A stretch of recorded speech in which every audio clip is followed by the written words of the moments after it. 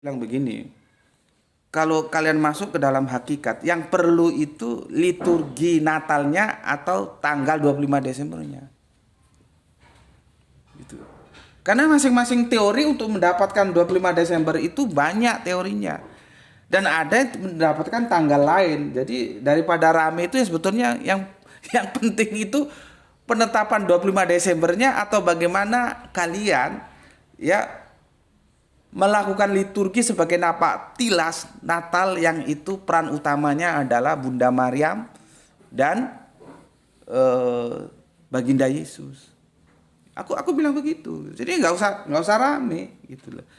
Ya, karena paus paus siapa itu ya? Ada beberapa waktu lalu aku sempat clipping tapi apa namanya?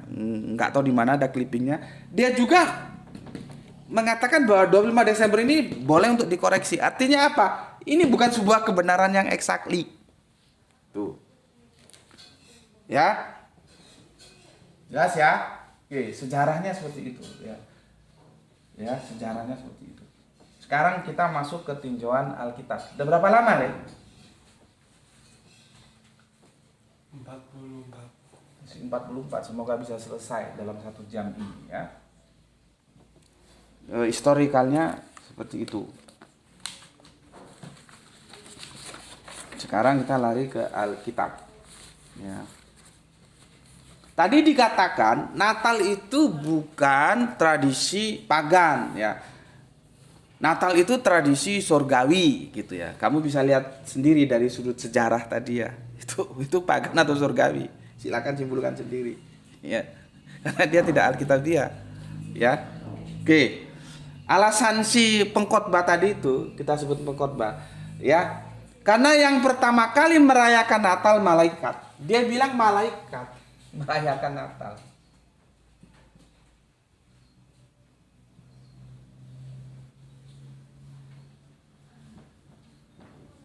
Nih, kata dia nih ya bahwa Natal itu bukan tradisi pagan tapi tradisi surgawi. Alasannya karena malaikat yang merayakan Natal. Ini benar nggak pernyataan dia? Ya bisa benar bisa salah.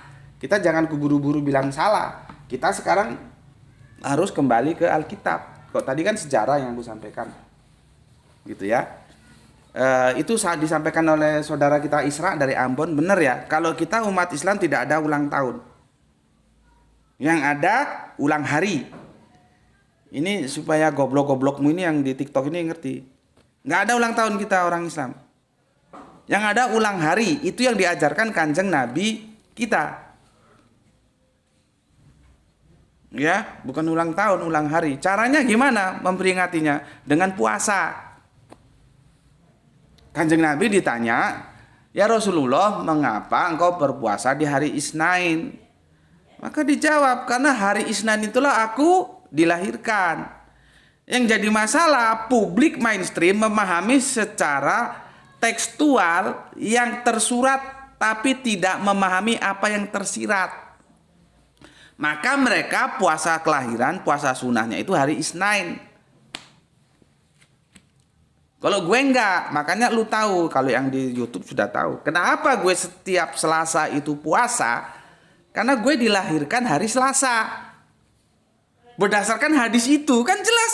Nabi kan bilang, "Kenapa engkau berpuasa di hari Isnin ya Rasulullah?" Karena hari Isnin itu aku dilahirkan.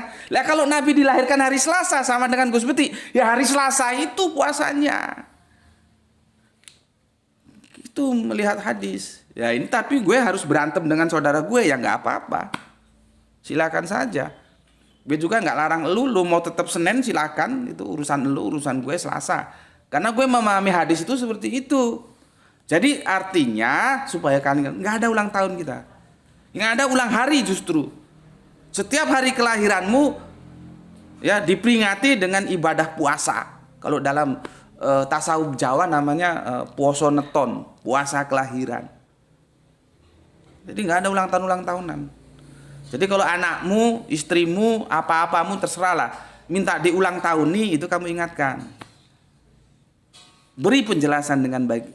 dalam agama kita itu tidak ada. Itu ada dalam agama-agama lain dan kita harus hormati karena kita hidup bersanding dengan saudara-saudara kita.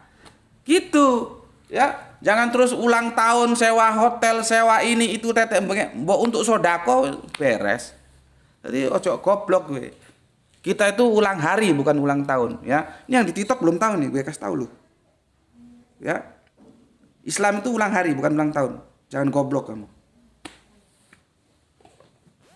Ya.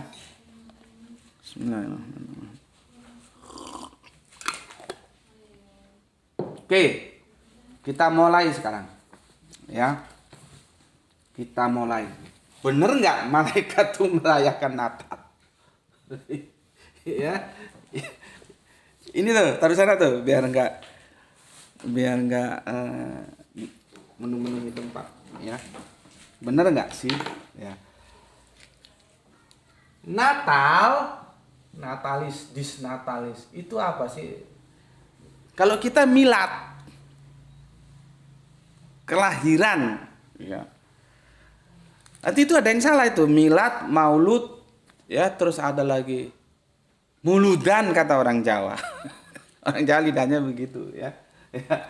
Natal, ya. Ini apa? Kelahiran. Ya. Ini lu gue kasih tahu nih, ya. Ya, gue kasih tahu ya. Itu yang berbicara tentang Natal. Ya, kita kan bacanya Alkitab. Itu hanya Matius dan Markus. Lukas. Hanya ini aja. Ya, hanya ini saja. Markus tidak bicara. Yohanes apalagi? Ya. Markus nggak bicara tentang Natal. Markus itu langsung masuk. Yesus itu sudah gede. Terus nanti dibaptis sama Yohanes, ya. Yesus sudah gede di sini diceritakan. Yesus langsung gede. Yang menarik itu Yohanes, dia mundur ke belakang yang disebut dalam studi-studi di kampus itu praeksistensi. Praeksistensi. Ini dengan catatan loh ya. Dengan catatan kan itu juga enggak tekstual kan. NRK and hologos itu kan NRK kan pada mulanya firman bukan pada mulanya Yesus. Tapi dipahami dalam kekristenan firman itu Yesus ya sudahlah ya. Sebetulnya itu kita mau debatkan masih terbuka itu. Pada mulanya firman tertulis ya, bukan pada mulanya Yesus. Kecuali kalau pada mulanya Yesus itu bersama-sama dengan Allah dan Yesus itu adalah Allah. Nah itu oke, nggak perlu debat. Tapi kan nggak begitu. Pada mulanya firman. Firman terus dipahami sebagai Yesus. Ya itu kan perlu perdebatan lagi. Cuman oke lah itu kita abaikan dulu supaya diskusinya bisa jalan. Jangan terus pakai harga mati nanti diskusinya mentok nggak jalan. Ya oke lah kita terima saja dulu itu. Kalau firman itu Yesus, maka Yohanes menceritakan Yesus itu dalam masa jauh ke belakang praeksistensi, sebelum hadir di bumi. Cuman dia tidak juga berbicara tentang Natal. Jadi kalau kamu cari dalam kitab Markus, kitab Yohanes tentang Natal, maka itu adalah no.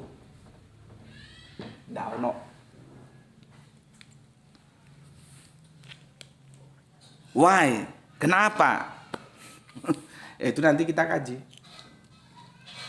ya kita kaji di waktu lain. Jadi Natal itu adanya di mana? Kalian baca di Matius, kalian baca di Lukas, hanya itu doang. Ya Markus dan Yohanes bungkam 1000 bahasa tidak berbicara tentang Natal. Gue seperti kok blablaan gitu ya? Iya memang Alkitab bilang begitu. Seperti gue blablaan. Al-Quran bungkam tentang Mi'raj. Gak percaya silakan cari. Ada nggak penjelasan Mi'raj di Al-Quran? Jadi gue tidak standar ganda. Akademis itu nggak boleh standar ganda. Semua harus dibuka apa adanya dan kita cermati bersama. Nggak terus gue kalau gue bicara tentang Islam begini, tentang Kristen begitu. Enggak gitu. Gue juga blablaan ngomong. Al-Quran bungkam atau Al-Quran tidak pernah menjelaskan sedikit pun tentang Mi'raj. Kalau Isra nggak usah lu tanya, suratnya aja ada Al-Isra. Paling-paling nanti teman-teman larinya ke surat An-Najm, dan itu sudah kita dekonstruksi. Terjadi kesalahan dalam menerjemahkan jannah, itu diterjemahkan secara apa ya? Itu kan isim ya, isim makna atau isim zat. Cuman kan kacaunya di Depak itu, terjemahan Depak, setiap jana itu terus surga, jana, surga, jana, surga. Jadi otak orang itu digiring ke surga semua. Jana surga itu kalau dipahami sebagai isim makna, sebagai isim zat, dia taman atau kebun gitu loh. Ya. Jadi gue bilang bela-belaan seperti itu, nggak ada tutup-tutupan di sini. Ya, ya. Markus dan Yohanes bungkam tentang Natal, dia nggak cerita Natal sama sekali. Meskipun kita tahu Yohanes justru narik ke belakang ke pra-eksistensi Yesus. Lah kok pada waktu dia eksistensi di bumi kok nggak diceritakan gitu loh. Ya, nggak tahu nih waktunya cukup nggak ini. Ya, jadi kita berpijak pada catatan Matius dan Lukas. Ya, Matius itu dimulai dari pasal 1 plus pasal 2. Ya. Tidak ada malaikat merayakan Natal. Kamu bisa baca. Ya, Matius mulai pasal 1 sampai ada berapa ayat ini sampai pasal 2 ada berapa. Ini tidak ada ya yang menceritakan merayakan Natal. Tidak ada. Ya, nanti Lukas ya. Lukas itu mulai pasal 1 ayat yang 26. Ya. Nanti pasal yang kedua dimulai ayat yang 1 sampai gelegean 1 sampai 20 ya. Itu bisa langsung menuki ke ayat 9 sampai 14 ya. 9 sampai ke 14 ya. Tapi dibaca dulu perikopnya semua ini ya. Ini tidak ada satupun yang mengatakan ya bahwa malaikat itu merayakan Natal. Dia ngomong dari mana bahwa malaikat merayakan Natal itu loh? Kan kitab suci sebagai basic keberagamaan. Coba. Ya. Ya. Kamu nggak percaya. Dikirain nanti gue ini gimana? Kamu buka ini ya. Cuman kalau gue baca semua kan ya habis waktu ini ya. Ini kan ada kitab Matius ya. Kitab Matius. Kalau Markus sama Yohanes lu tutup mata tutup telinga, nggak usah buka ya. Nggak ada di sana ya. Tuh. Ini Matius ya. Ini Matius ya. Lu lihat ayat 1 sampai pasal 1 sampai pasal 2. Kalau kita mulai dari pasal 1 itu bermula dari silsilah Yesus ya. Terus yang kedua kelahiran Yesus Kristus ya. Ya, baru nanti pasal yang kedua dimulai dengan orang-orang Majus. Majus itu sekarang Iran sana ya. Persia ya. Sampai situ ya. Kalau kamu baca itu ndak ada yang namanya malaikat merayakan Natal dari mana? Gue sampai cari-cari, gue baca semua ini tadi. Sebetulnya sih gue sudah baca. Gue kalau baca mesti gue kasih merah kalau supaya ingat. Ini artinya gue belajar. Lihat tuh, nampak merah-merahnya. Nampak? Al-Quran juga begitu. Yang terjemahannya itu gue kasih merah. Itu artinya gue belajar. Jadi sebelum ngomong belajar dulu. Nggak tahu tanya sama yang ngerti. Gitu loh ya. Oke, nggak ada. Nah ini ya perikop pembunuhan anak-anak di Bethlehem ini yang gue bantah dalam tajuk pembunuhan sandiwara.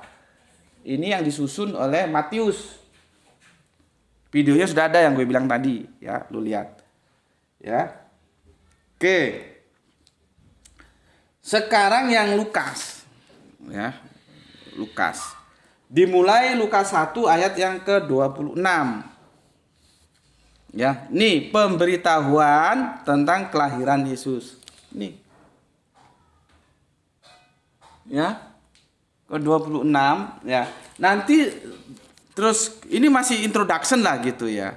Introduction ya. Introduction. Langsung dia ke kelahiran Yesus, yaitu Lukas 2. Nah, ini bisa dibaca ayat 1 sampai 20 ya. 1 sampai 20. Ya nanti Yesus disunat itu sudah enggak. Kita kan bicara Natalnya. Di sini. Ya. Di sini. Coba tunjukkan sama aku, ada enggak diceritakan malaikat merayakan Natal? Enggak ada. Yang ada apa? Kisah Natal, kisah kelahirannya. Itu ada, tapi dan itu diinformasikan oleh malaikat. Jadi ini pemberian informasi dari malaikat. Bukan malaikat merayakan Natal terus dibilang itu adalah tradisi surgawi. Aduh, gimana? Belajar Alkitabnya itu loh di mana? ya, Yang menarik itu ini ya. Supaya lu tahu ya. Gue ini bacakan sekilas saja ya. Kelahiran Yesus Kristus adalah seperti berikut. Pada waktu Maria ibunya bertunangan dengan Yusuf, ya, ternyata ia mengandung dari Roh Kudus sebelum mereka hidup sebagai suami istri. Ya, karena Yusuf suaminya seorang yang tulus hati dan tidak mau mencemarkan nama istrinya di muka umum, ia bermaksud menceraikannya dengan diam-diam. Yang gue bingung nih, kalau ada LAI gue mau tanya nih, bukan sama yang curu-curu, tak apa gue tanya sama curu-curu. Bikin rame, bikin pusing, habis waktu ya.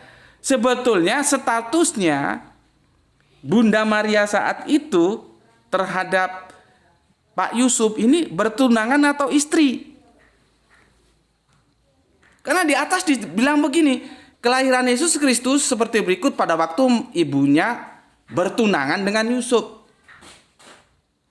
Tetapi di bawah ditulis ya, karena Yusuf suaminya, suami, ya, seorang yang tulus hati dan tidak mau mencermarkan nama istrinya, berarti kan bukan tunangan lagi, ya, bukan tunangan. Inilah yang harus kita kaji, ya, kita kaji nanti itu untuk menjelaskan, ya.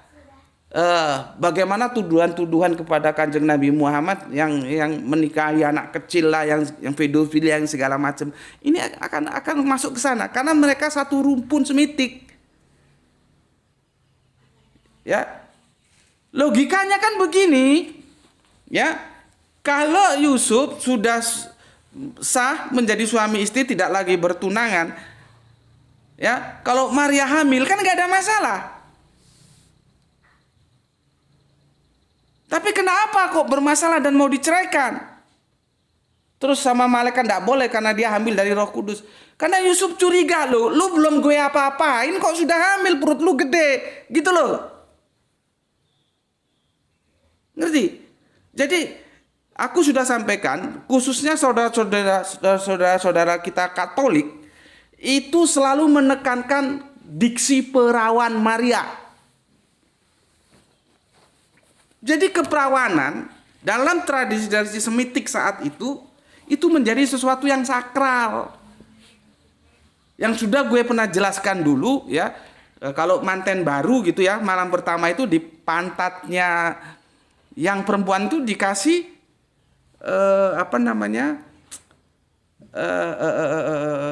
kain putih. Nanti ada bercak darah keperawanan nggak? Kalau nggak itu jadi masalah. Berarti lu barang bekas rusak sih. Segel lu sudah bejat.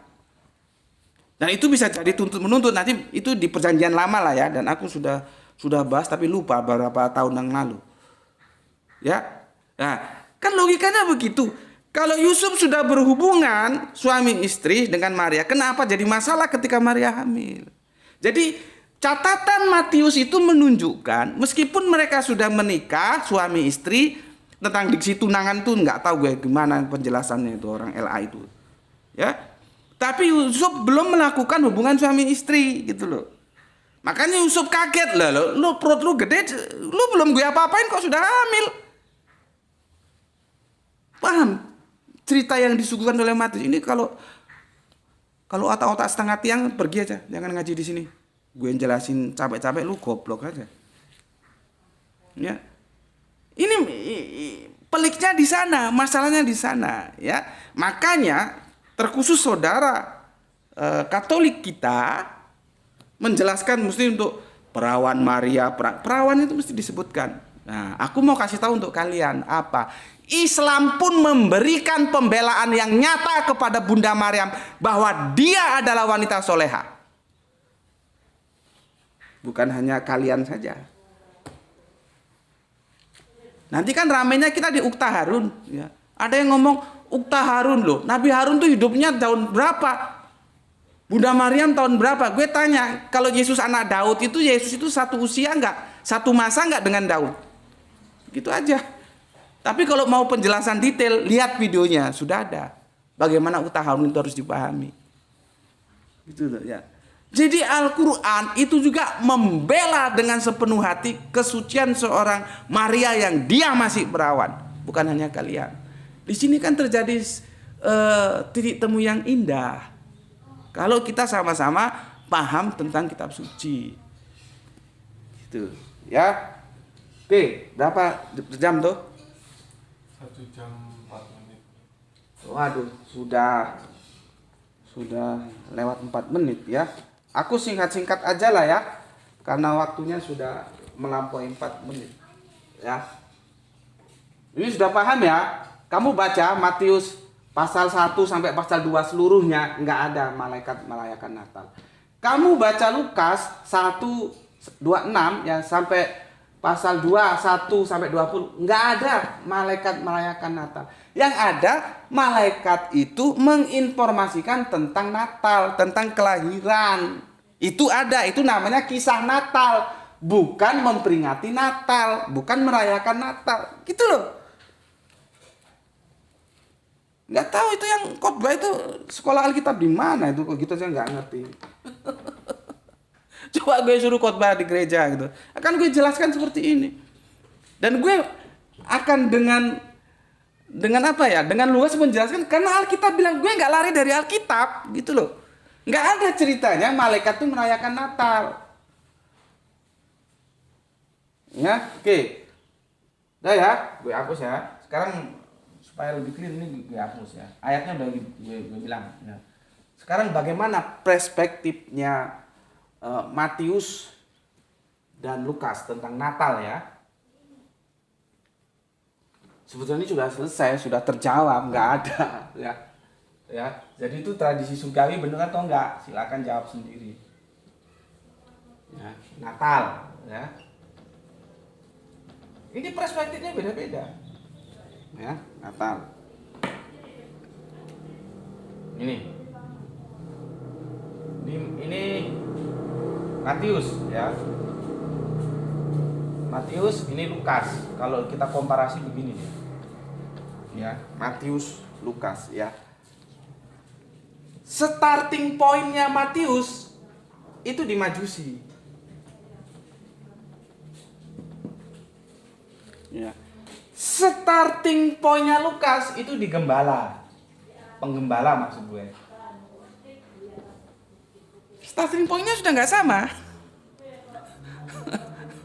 Ya. Gue ulangi ya. Kalau lu baca Injil Matius tentang kelahiran, tentang Natal, itu starting pointnya Majusi. Ya. Nih. Majusi itu ya Persia sana lah, Majus. Ya, di sini starting pointnya. Tapi Lukas mengambil starting point gembala-gembala di padang. Yang itu nanti menjadi debatable, ya. Kenapa kok malam hari gembalanya? Kok nggak siang hari? Ya, kalau siang hari kan ya kepanasan, maka malam hari supaya nggak panas dia gembala. Nah, artinya itu musim panas, sementara Desember itu musim hujan. Ya, cuman itu mau didebat juga monggo lah ya. Nanti kita belajar tentang bagaimana iklim-iklim itu berubah ya, mungkin saja bisa berubah ya. Seperti sekarang kan Desember di sini hujan. Apakah sejak 1000 tahun yang lalu Desember mesti hujan atau gimana, itu kan perlu data juga ya. Tapi setidaknya menarik. Lukas itu gembala itu malam hari, artinya musim panas, karena kalau siang hari dia kepanasan, digembalakannya malam hari. Di sini Lukas starting pointnya. Sementara Matius di Majusi. Yang gue juga belum dapat jawaban. Dari mana orang Majus kok bisa tahu gitu loh. Siapa yang membisikkan? Jauh loh ya, perjalanan dari Persia ke Israel itu berapa kilometer itu. Jadi sebetulnya sebelum orang-orang Israel tahu tentang kelahiran baginda Yesus, orang Majus sudah tahu lebih dahulu.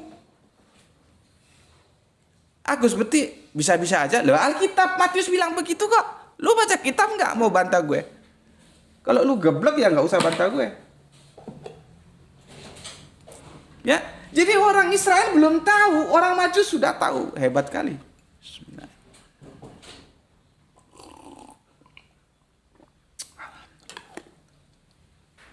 Ya.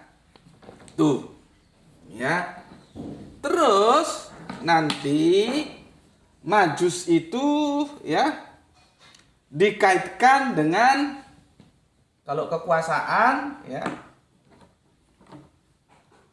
Herodes tuh banyak loh ya. Ini Herodes yang agung. Herodes itu ada 3 kalau nggak 4. Herodes agung ini. Makanya kalau ada Herodes mati terus di berikutnya ada Herodes lagi, itu jangan kamu salahkan Alkitab. Lihat Herodes yang mana, yang karena ada 3 kalau nggak 4 Herodes itu ya. Lupa gue, nanti lu bacalah sendiri. Ya, dia starting pointnya Majusi terkait dengan Herodes nanti, ya. Tapi kalau di sini nggak, setelah menggunakan gembala sebagai starting point, dia menggunakan Kaisar Agustus. Beda. Kaisar Agustus. Jadi petanya seperti ini, ya. Berapa pula ini? Toh ini gimana tuh kalau mau jawab telepon tuh? Cepet. Mungkin ada orang mau kirim pesanan Bapak. Apa? Halo? Pagi ya Pak? Dengan Gus Beti. Ya betul nih Gus Beti. Dengan siapa Pak? Saya lagi live ini Pak. Mau kok lanjut aja ke poinnya. Oh itu nak WA Pak, itu Pak udah masuk udah ya, ada paket itu Pak. Oh paketnya disampaikan saja nanti biar anak saya yang terima. Saya lagi live ini, live streaming ya. Oh lagi di keluar ya. Enggak, saya di rumah, tapi saya lagi live streaming, nggak bisa diganggu. Paketnya kasihkan anak saya gitu loh. Jenengan di depan rumah saya. Belum, ini masih di kantor Pak. Iya, ya ditunggu nggih. Matur nuwun Mas, matur nuwun. Assalamualaikum.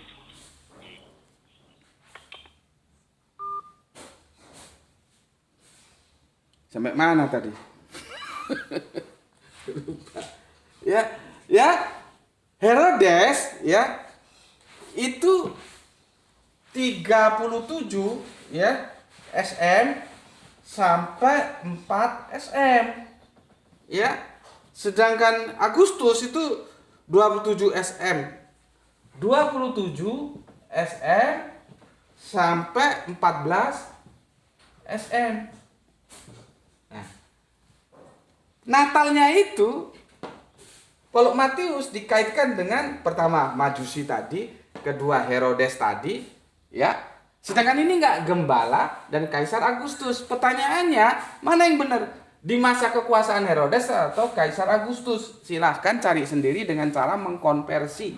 Ingat, sekali lagi gue ingatkan. Gue males tadi mengkonversi, capek, ya. Antara 37 sebelum Masehi, ya, dengan 27 sebelum Masehi sampai 14 Masehi. Nih, 4 SM. Silakan ya. Karena pelaporannya nggak sama. Yang satunya pada kekuasaan Herodes, ya, yang satunya pada kekuasaan Kaisar Agustus. Ya, Kaisar Agustus itu dikaitkan dengan sensus. Ya, gue tulis di sini aja lah ya, biar di atas. Sensus. Pertanyaan gue, kenapa Kaisar Agustus perlu sensus? Kenapa? Ini kan kaki tangan penjajah ini yang dikirim Rom. Kenapa Kaisar Agustus perlu sensus? Lu tahu nggak? Supaya nggak geblek lu. Ini untuk mengetahui jumlah penduduk terkait nanti pajak. cukai, pajak yang harus disetor ke ROM. Maka disensus lah dia. Pingin tahu ini pendapatan pajak gue berapa seharusnya, ini berapa jumlah manusianya. Kalau satu kepala itu apa mata uang Israel saat itu ya, gue lupa. Sikal ya. Kalau satu orang satu sikal, ada 1.000 orang berarti kan 1.000 sikal.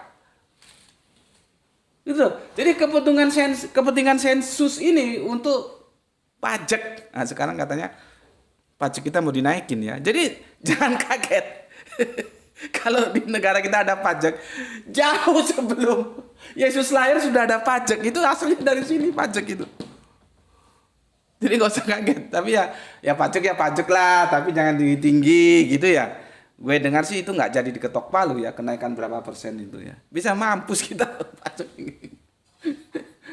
Makanya semoga kepresidenan Pak Prabowo ini bisa meningkatkan kesejahteraan ekonomi kita ya. Ini untuk pajak ya.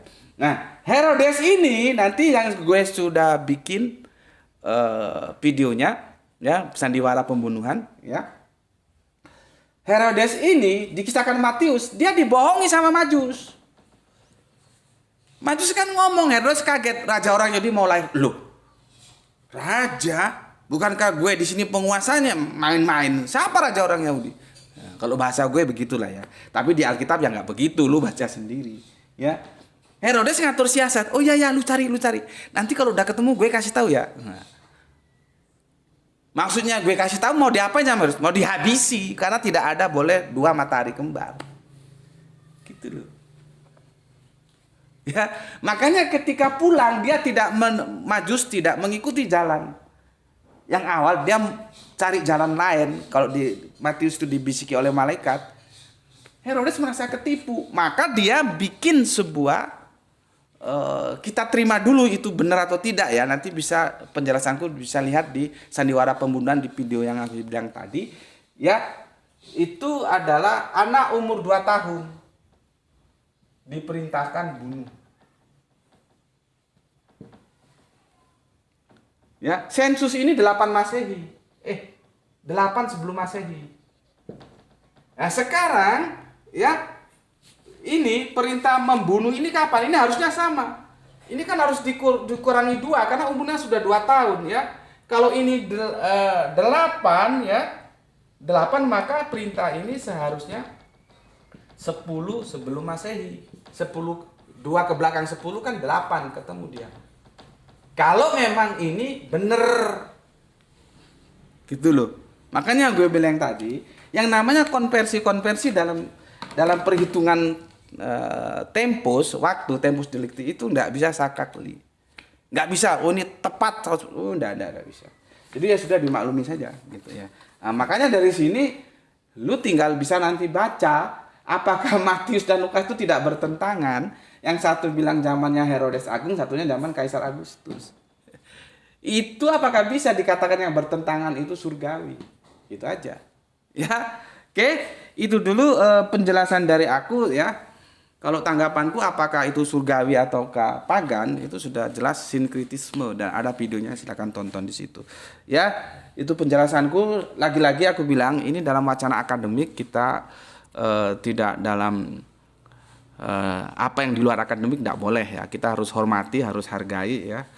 Jadi tolong ya dibicarakan ini dalam rangka akademik. Anda setuju, terima. Anda nggak setuju, nggak usah diterima. Anda mau sanggah, tapi nyanggahnya pakai data Alkitabiah gitu ya.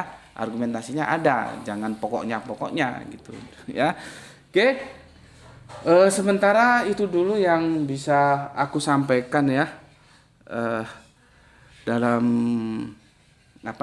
kajian kali ini ya. Maka sebagai closing statement, pesan aku, jaga Allah, jaga Kanjeng Nabi, jaga Al-Quran, jaga imanmu dalam keindahan Islammu. Nah ini, tetapi tetap memberi hormat kepada saudara kita yang memilih jalan lain. Ya, tetap memberi hormat kepada saudara kita yang memilih jalan lain. Karena apa? Karena mereka tetap saudara kita. Ingat, dalam Islam ada 3 persaudaraan. Ya. kita nggak ketemu di akidah, kita ketemu di bangsa. Nggak ketemu di bangsa, sama-sama bangsa Indonesia, ya kita ketemu di kemanusiaan. Nah, di dua ini kita ketemu, mereka tetap saudara kita. Ya, jadi kalau mau diskusi, khususnya untuk santri-santri Isra, diskusikanlah dengan baik, tanpa ada menghujat, tanpa ada merendahkan, itu tidak boleh. Ya, semua harus dilakukan secara baik, secara terhormat gitu. Oke, semoga yang belajar dan yang mengajar mendapatkan keberuntungan, yaitu rezeki yang barokah dan kesehatan yang prima. Terima kasih ya untuk semua saudara-saudaraku yang ada di channel TikTok, channel YouTube-nya lagi terkendala karena HP-nya rusak, minta adik mungkin ya. Insya Allah nanti kalau sudah ada penggantinya atau bisa didandani, kita akan live sekaligus di YouTube dan di TikTok. Oke, terima kasih sudah ngaji bareng Gus Bekti. Akhirul kalam, alhamdulillahirabbil alamin. Matur nuwun.